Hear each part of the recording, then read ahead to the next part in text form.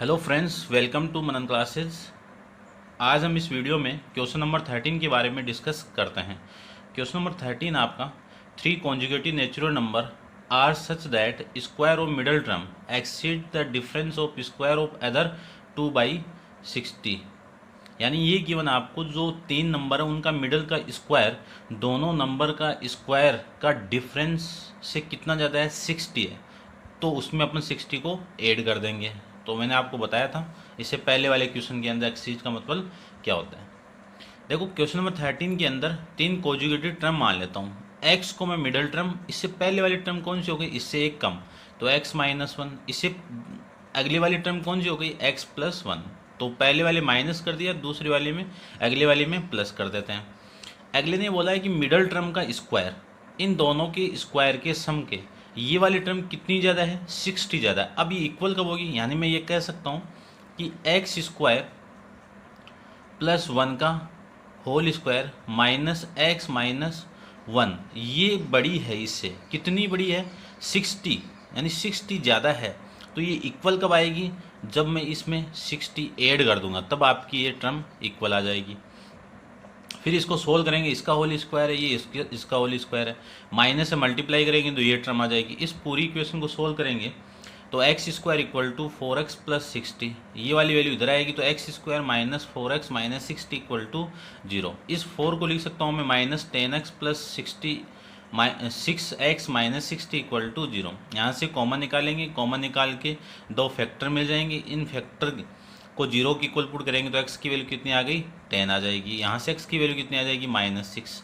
अब conjugative number, positive conjugative number बोला हुआ है नेचुरल के बारे में, यानी नेचुरल कॉन्जुगेटिव नंबर है। तो ये नेचुरल नंबर तो है ही नहीं है, तो ये तो आपका एग्जिस्ट ही नहीं करेगा। 10 आपका नेचुरल नंबर है, तो x माइनस वन कितना आ जाएगा, 9 आ जाएगा। x प्लस वन कितना आ जाएगा आपका, 11 आ जाएगा। तो ये तीनों नंबर आपके ये हो जाएंगे। नेक्स्ट क्वेश्चन के अंदर सेम है आपका।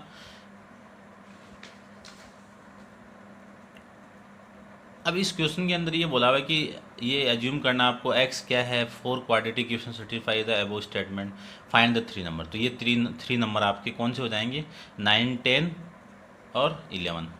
14 क्वेश्चन है, out of 3 conjugative positive number the middle term is p। इसमें मिडल टर्म को आपको p मानना है।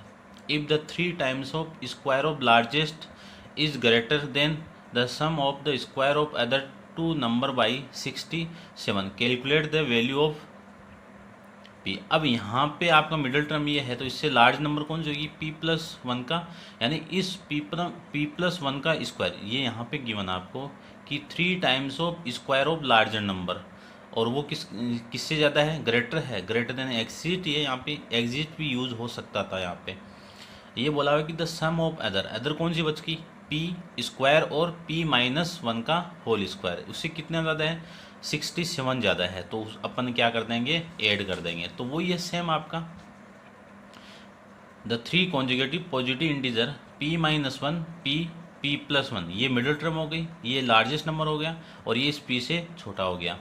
अब लार्जेस्ट नंबर का स्क्वायर 3 टाइम्स किसके इक्वल है, इसके स्क्वायर के सम से कितना ज़्यादा है, 67 ज़्यादा है। तो मैंने इधर 67, इधर, यानी इक्वल बनाने के लिए इधर ऐड कर देंगे।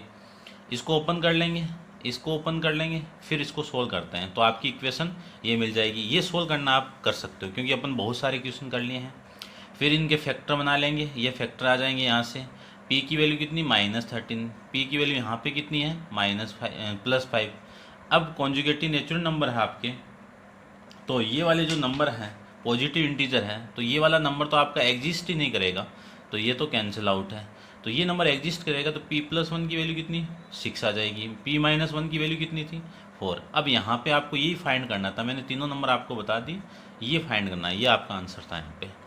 नेक्स्ट क्वेश्चन 15 के बारे में डिस्कस करते हैं। 15 है आपका, A can do a piece of work in x days, यानी ए बंदा वर्क का कुछ पार्ट x डेज में करता है, तो b can do same work x plus 16 days.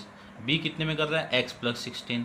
If both the working together can do it 15 days, दोनों मिलके कितने दिन में कर रहे हैं, 15 दिन में। तो कैलकुलेट x। तो देखिए यहाँ पे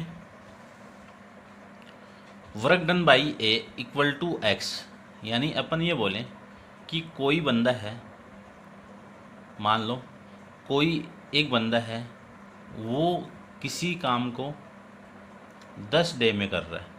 ये काम है, ये कितने दिन में हो रहा है? 10 दिन में।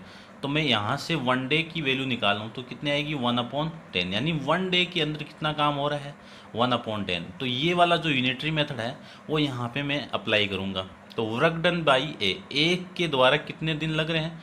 एक्स डेज लग रहे हैं। तो work done by A in 1 day, 1 day में कितना लगेगा? ये इधर आ जाएगा एक्स, तो 1/x, यानी एक दिन के अंदर ये ए कितना काम कर रहा है?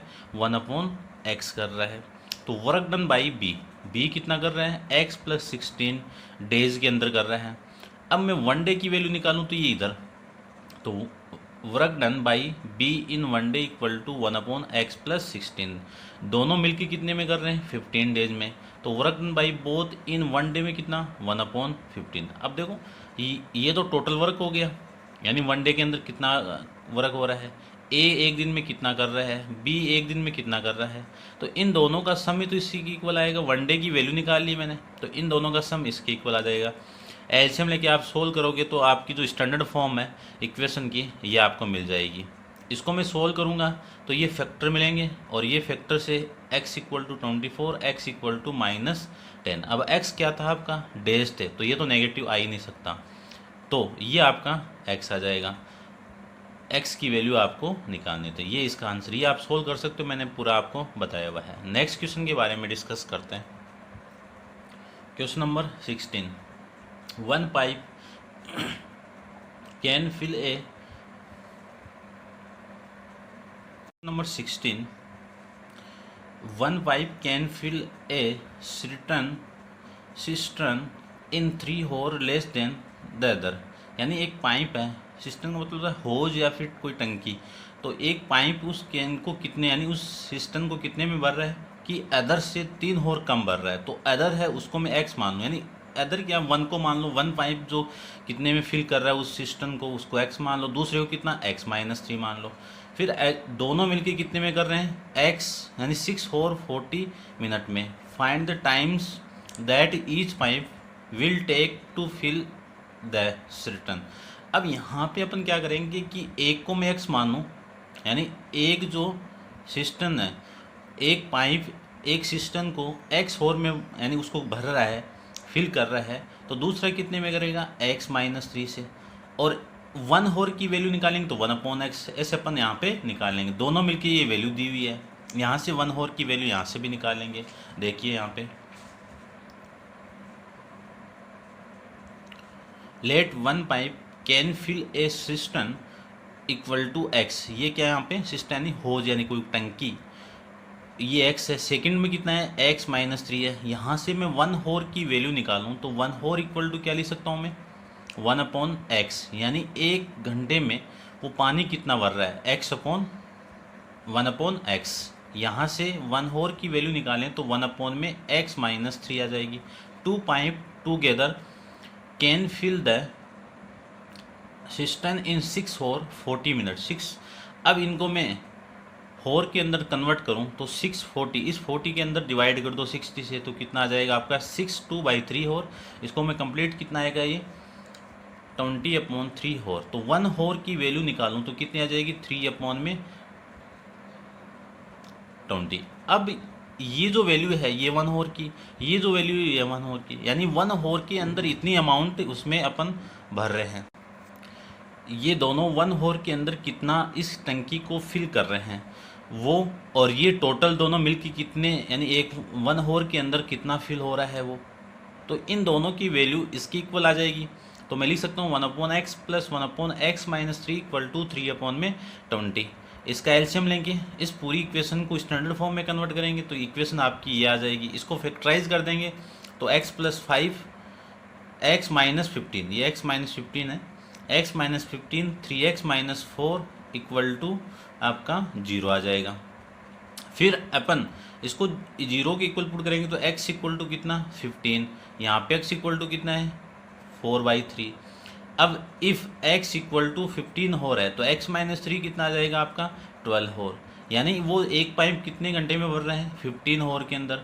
दूसरा जो दूसरा पाएंगे वो कितने में 12 होर के अंदर। अब यदि मैं ये दूसरी वैल्यू लूँ तो इफ़ x इक्वल टू 4/3 तो x माइनस 3 कितना 4/3 माइनस 3 एलसीएम लेंगे तो वैल्यू इतनी आएगी 5 माइनस का 5/3 आ जाएगी।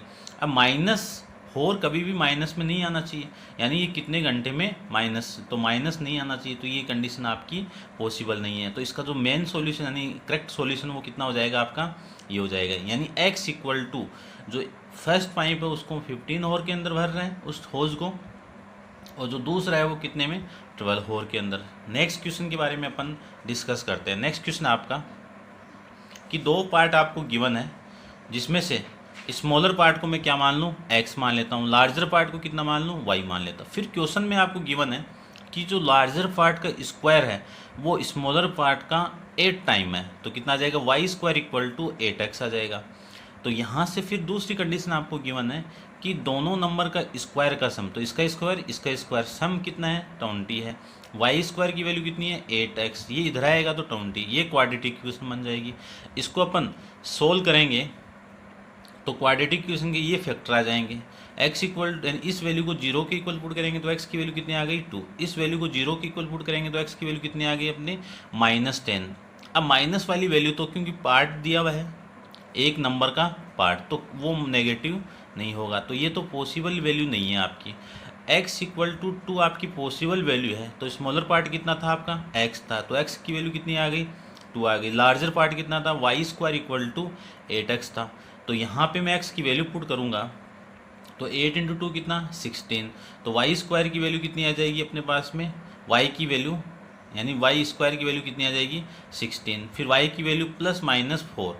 अब माइनस क्यों नहीं लेंगे, क्योंकि यहाँ पे किसी नंबर का पार्ट था, तो पार्ट वहाँ पे यानी आपको दो पार्ट दिए हुए तो वो नेगेटिव वैल्यू यहाँ पे नहीं आएगी।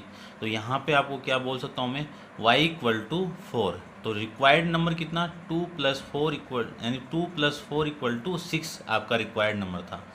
तो ये कंडीशन आपकी इसमें सोल्व करके अपन जो रिक्वायर्ड नंबर था वो कितना था आपका 6 था। ये आपका क्वेश्चन का answer. Thank you so much.